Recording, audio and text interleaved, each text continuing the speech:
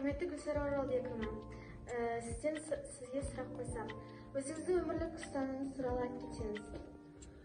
Жақсы, мен енді Үштөбе орта мектебі математика пәнінің мұғалімі боламын. Аты-жөнім Гүлсара Оралбековна. Өзімнің өмірлік ұстанымым өзіңе сен, ақылың мен қайратың екі жақтап алып шығар деп, сол Абай Құнанбаевтың сөзін өзім өміріме ұстаным етіп алған.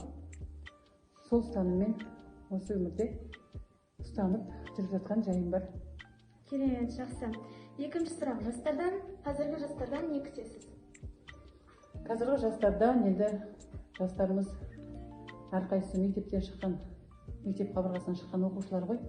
Әрине бірінші білім беремін, бірінші орында. Білім жарқын болашақта өмір сүру үшін әрине білім мен тәрбие егіздейміз ғой. Тәртіппен тәрбиелі білімдерін тек қана шыңдай берсе деп, сондай жастардан күтемін. Осы келешек жастарға айтар ақылыңыз болса?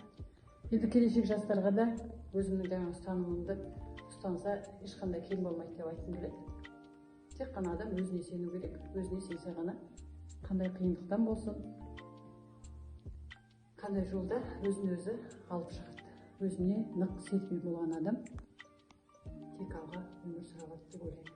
Керемет, жауаптарыңызға рахмет. Жақсы.